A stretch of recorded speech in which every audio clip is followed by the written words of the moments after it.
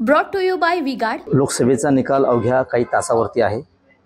बुलढाणा लोकसभा मतदारसंघासाठी महाविकास आघाडीकडून नरेंद्र खेडेकर यांनी सुद्धा यावेळी निवडणूक लढवली। आपल्यासोबत स्वतः नरेंद्र खेडेकर आहेत, आपण त्यांच्याशी बातचीत करणार आहोत।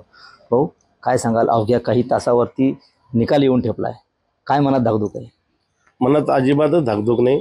तुम्ही पाहत असाल आता इथं कार्यकर्त्याची रीग लागलेली आहे आणि उद्या खऱ्या अर्थाने निकाल लागणार आहे। परंतु आजपासूनच अभिनंदनाचे अनेक ठिकाणी बोर्डही लागलेले आहेत। आता तुम्ही पहा, पुष्पगुच्छ घेऊन लोक तयारीत आहेत, त्यामुळे धाकधुकीचा काही विषयच नाही। धाकधूक आहे ती समोरच्या उमेदवारांना, जे पराभूत होणार आहेत त्यांना धाकधूक आहे। मला कुठलीच धाकधूक नाही। उनका बैकअप सिर्फ कल तक और हमारा चांद तक। हमारा नेता कैसा हो जो नॉन स्टॉप बैकअप दे वैसा हो। अब की बात वी गॉट इन्वर्टर बैटरी का चमत्कार। विजय तुमचाच होणार नक्की? 1000% तुम्हाला वाटत नाही? सगळं आपण पाहिलं, सगळं चांगलं झालं, खूप मतानं आपलं म्हणजे विक्रमी मतानं आपण विजयी हो। एक्झिट पोलमध्ये सुद्धा तुम्हाला आघाडीवर दाखवण्यात आले आणि प्रतिस्पर्धी उमेदवार आहेत प्रताप जाधव, त्यांना पिछाडीवर दाखवण्यात आलं, काय प्रतिक्रिया असणार? नाही, हे पहा, निवडणूक ज्यावेळेस सुरू झाली तेव्हापासूनच ते पिछाडीवरच होते, ते पिछाडीवरच राहिले। आम्ही सुरुवातीपासून आघाडी घेतलेली होती, आम्ही आघाडीवरच आहे। निकालात आमची आघाडी कायमच दिसणार आहे आपल्याला। काय वाटतं तुम्हाला की आता जे एक्झिट पोल जे अंदाज आले एक्झिट पोलचे, उद्धव ठाकरे यांची शिवसेना जी आहे म्हणजे तुमची शिवसेना ही भाजपा 1 नंबरचा पक्ष दाखवण्यात आला आणि 2 नंबरचा पक्ष तुमचा शिवसेना दाखवण्यात आला, विधानसभेत त्याचा काही फायदा होऊ शकतो? निश्चितपणे एक्झिट पोलमध्ये दाखवल्यापेक्षाही चांगले निकाल तुम्हाला उद्या आमचेही दिसतील आणि एकंदरीत महाविकास आघाडीच्या ज्या जागा निवडून येत आहेत त्या जर पाहिल्या आपण तर निश्चितपणे दिवाळीला फटाके महाविकास आघाडीच फोडेल, सरकार आमचं स्थापन होईल। भाइयों बहनों, उनके राज में पावर रहे अनस्टेबल और हम रखे सब स्मूथ और स्टेबल।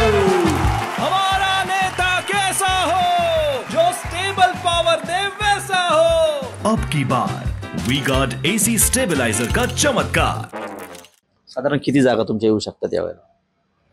लोकसभेला आमच्या जागा 17 ते 18 जागा येतीलच 100%। शिवसेना उद्धव बाळासाहेब ठाकरे गटाच्या ज्या पद्धतीनं लोकसभा निवडणुकीच्या वेळेला फोडाफोडीचं राजकारण झालं, उद्धव ठाकरेंना एकांकी पाडण्यात आलं, ते कुठेतरी सहानुभूती मिळाली असं वाटतं तुम्हाला? 100% उद्धवजींचं जे काम होतं करोना काळामध्ये असेल, त्यानंतर शेतकऱ्यांना दिलेली कर्जमाफी असेल आणि त्यांच्या चांगलं काम सुरू असताना जो फडणवीसांनी प्रयोग केला, पक्ष फोडला, पक्षही चोरला, चिन्हही चोरलं, नावही चोरलं, त्यानंतर आमचे आदरणीय शरदचंद्रजी पवार यांच्या बाबतीतही तेच घडलं। म्हणून लोकांमध्ये त्यांच्याबद्दल रोष होताच होता, परंतु या नेत्यांबद्दल अतिशय मोठी सहानुभूती होती। नरेंद्र मोदीनं ज्या पद्धतीनं आता निवडणुकीच्या काळात ध्यान केंद्रात जाऊन बसले, कसं पाहता तुम्ही याकडे? आता ते एक नौटंकी त्यांची नेहमीच चाललेली असते। आपण पाहिलं की पोटात एक ओठात एक, आणि या निवडणुकीत प्रकर्षानं पंतप्रधानांना जे वागू नये किंवा बोलू नये असेही वक्तव्य त्यांच्या तोंडी बरेच आलेले आहेत। त्यामुळे आता पहा होतं काय ते। एक शेवटचा प्रश्न आहे, रवी राणा म्हणतात की निवडणुकीनंतर उद्धव ठाकरे हे सरकारमध्ये सहभागी होतील आणि शिरसाटही म्हणतात की उद्धव ठाकरेंना तिकडे राहायचं नाही। रवी राणा बळवंत वानखेडे काय म्हणतात त्याचा विचार करावा, फार बाकी काय बद्दल काही बोलू नये। नक्कीच। तर हे होते महाविकास आघाडीचे उमेदवार नरेंद्र खेडेकर। विजय त्यांचाच आहे असा दावा त्यांनी या ठिकाणी केला आहे। कॅमेरामन निलेश देशमुखसह Ganesh Solanki, TV9 Marathi, Buldhana. Brought to you by V-Guard.